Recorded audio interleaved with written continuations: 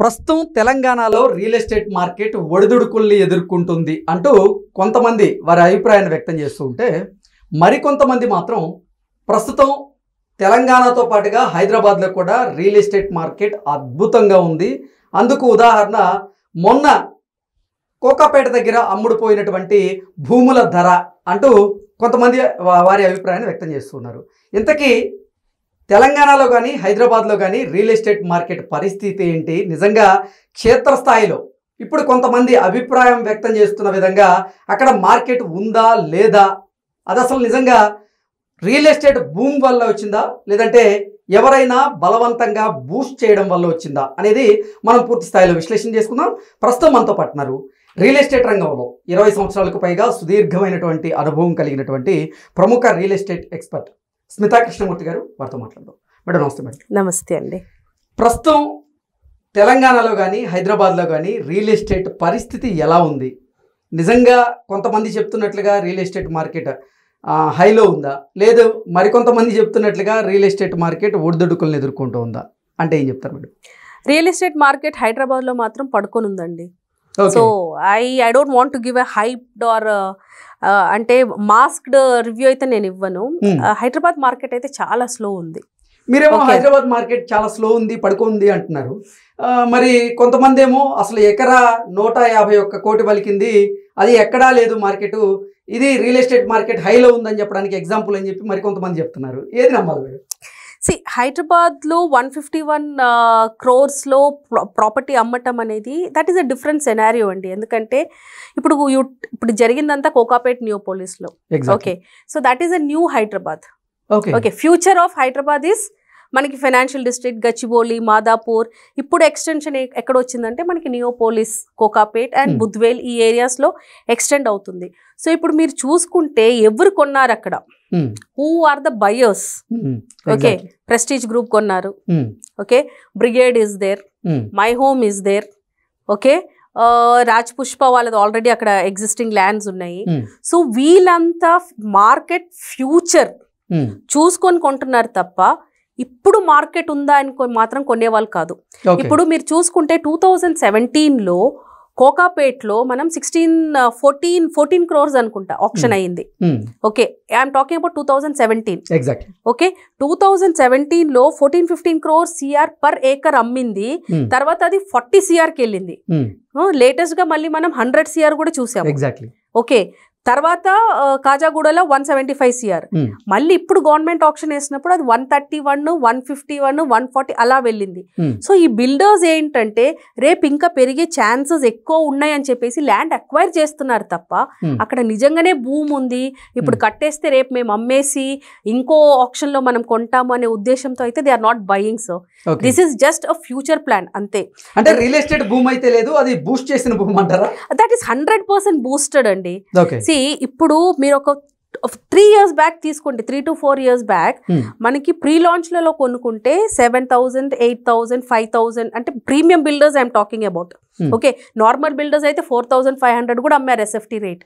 Okay, under construction అయితే 7,000, 8,000, completed project అయితే 10-11 వేలకే చచ్చిపోయేవాళ్ళు. కానీ ఇప్పుడు మీరు చూసుకుంటే కొన్ని బిల్డర్స్ దగ్గర 18,000, 19,000, 20,000 SFT రేట్ చెప్తున్నారు. Who are the real time buyers అండి? అక్కడ ఎంత ఇన్వెంటరీ మిగిలిందండి అక్కడ? ఒక common man, not just forget about common man అండి, ఐఎమ్ ఏ బిజినెస్ ఉమెన్, నేను కొనలేను 20,000 SFT పెట్టి. ఎందుకంటే అప్రిసియేషన్ ఏముంటుంది? ఓకే, నేను ఇప్పుడు 20,000 per SFT పెట్టుకుని నేను ఫ్లాట్ కొనుక్కుంటే మళ్ళీ ఇది కాకుండా మళ్ళీ క్లబ్ హౌస్ అని, ఫ్లోర్ రైజ్ అని, అమ్యూనిటీస్ అని, మెయింటెనెన్స్ అని, కార్పస్ ఫండ్ అని, అసలు ఇది వాయబులా కాదా అనేది ఆలోచించాలి. Okay, there is a lot of hyped అంటే ఇన్ ద మార్కెట్. అది 10% రియాలిటీ ఉంటే మన వాళ్ళు దాన్ని 80% హైప్ చేసి చూపెడుతున్నారు. So the market is not what is seen in the news. మీరు చెప్తుంది నిజమే. నిజంగా హైదరాబాద్ పరిసర ప్రాంతాల్లో చూసుకున్నట్లయితే రియల్ ఎస్టేట్ మార్కెట్ హైలో ఉన్నట్లుగా కొంతమంది హైప్ చేసి చూపిస్తున్నారు.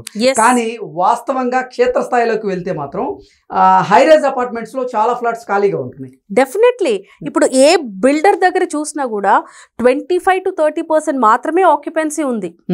ఓకే, దీని ముందు కల్చర్ ఎలా ఉండిందంటే మనకి హైదరాబాద్లో ఎన్ఆర్ఐ ఫండ్స్ ఫుల్గా పంప్ అయ్యేటివండి. ప్రీ లాంచ్లలో కొంటారు, ఆక్యుపెన్సీ అయిపోయినాక అమ్మేవాళ్ళు. That was a trading. కానీ ఇప్పుడు చూస్తే అమెరికా పరిస్థితి ఎలా ఉంది? Hmm. బయట రాజ్యాలు అసలు ఏది nothing is performing. People are not secured, డబ్బులు లేవు, people are losing jobs. So NRI funding అనేది మ్యాక్సిమం స్లో అయిపోయింది. ఓకే, ఈ స్లో అవ్వటం వల్ల ఏమవుతుందంటే మ్యాక్సిమం ఎన్ఆర్ఐ డబ్బులే ఈ హై రైజ్ అపార్ట్మెంట్స్ కి ప్రీమియం బిల్డర్స్ దగ్గరికి వెళ్తుంది. ఓకే, అక్కడే సగం ప్రాజెక్ట్ దెబ్బతినింది. ఓకే, అంటే తెలంగాణలో కానీ హైదరాబాద్ లో కానీ రియల్ ఎస్టేట్ మార్కెట్ డౌన్ అవ్వడానికి కారణం ఇదే అంటారు? ఒకటి ఇదండి, ఒకటి ఇది. ఇంకొకటి జాబ్ ఇన్సెక్యూరిటీస్.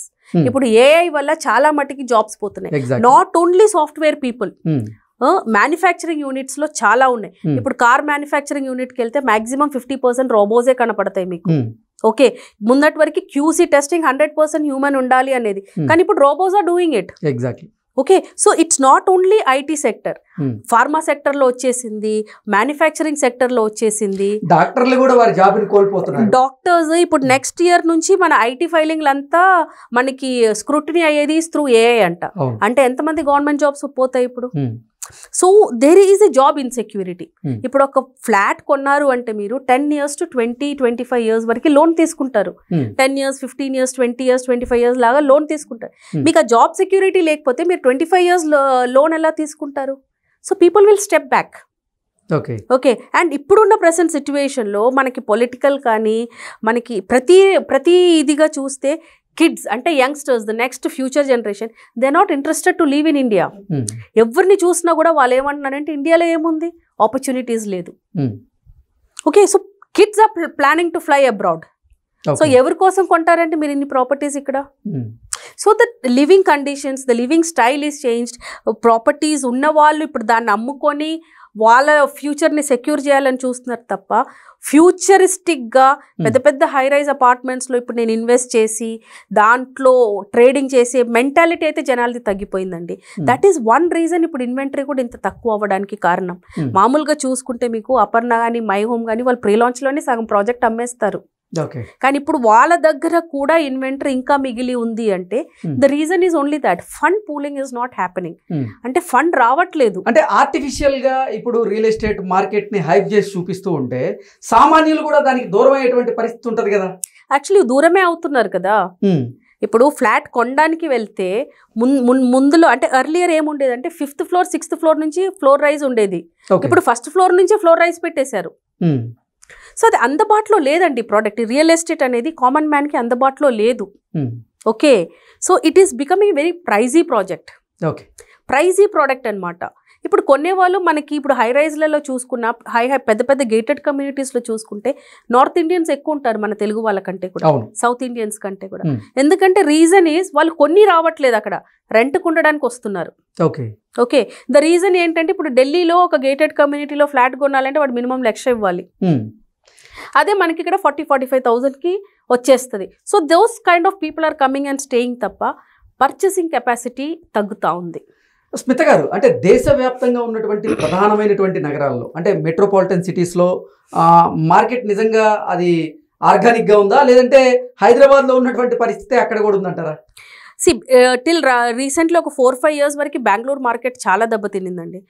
మా బెంగళూరు ఆల్మోస్ట్ లైక్ డెడ్ అయిపోయింది. ఇప్పుడు slowly it is rising. Okay, next మనకి హైదరాబాద్ కూడా is going to see the similar kind of a scenario. Next 3 to 4 years మనకి Hyderabad market is going to lay just dead.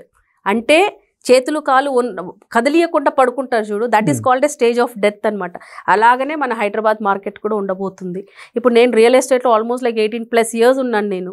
But today I came out of real estate. నేను వేరే కొత్త company start చేశాను facility management services కింద. The reason ఏంటంటే ఇంకా going further మనం real estate ని నమ్ముకుంటే that will become a very big. అంటే 20 సంవత్సరాలు మీరు రియల్ ఎస్టేట్ లో ఉండి మీలాంటి వాళ్ళే రియల్ ఎస్టేట్ ను వదిలి పక్కదారి పడుతున్నారంటే నిజంగా అది నిజమేనండి. I don't want false reviews ఇచ్చి జనాల్ని I don't want to confuse. ఎందుకంటే నా మెయిన్ ఫ్రెండ్ ఏంటంటే నేను ఎన్ఆర్ఐ క్లయింట్స్ నాకు ఎక్కువ. ఓకే, నాకు ప్రతి సంవత్సరం ఒక మినిమం ఒక 7 to 8 people NRIs by property in India through me. Last 3 years నుంచి hardly 1 to 2 people okay invest చేస్తున్నారు. ఎందుకు అంటే the reason is only this. Okay, ఇంకోటి ఏంటంటే జనాలకి అక్కడ కూడా జాబ్స్ పోతున్నాయి. పోనీ ఇండియాకి వచ్చి చేద్దామంటే ఇండియాలో ఆపర్చునిటీస్ ఎక్కడ ఉన్నాయి? యా, సో మెనీ థింగ్స్ అండి, జనాల మైండ్లో చాలా things are going about. So మనం, నా ప్రకారంగా నేను ఎప్పుడు చెప్తాను, I mean whoever calls me up, మీరు మీడియా చూసి హైప్ చూసి మీరు డోంట్ గో అహెడ్. ప్రాక్టికల్గా మీరు హైదరాబాద్లో ఉండి ఒక 1 month ప్రతి ప్రాజెక్ట్ మీరు విజిట్ చేయండి. ఇప్పుడు నేను ఏదన్నా ఒక కొత్త ప్రాజెక్ట్లో వెళ్ళాను అనుకోండి, మినిమం 10 to 15 times 2-3 daysలో కాల్స్ ఉంటుంది. Follow up. మనం అడిగిన ప్రైస్కి కూడా మేడం రండి మాట్లాడదాము. మేము అప్పుడప్పుడు ప్రైసెస్ కనుక్కోవడానికి ఫోన్ చేస్తూ ఉంటాం కొన్ని బిల్డర్స్ దగ్గర. అంత ఫాలో అప్ ఉన్నా కూడా వాళ్ళకి సేల్స్ క్లోజ్ అవ్వట్లేదు అంటే there is no market. Okay, thank you so much. Thank you అండి.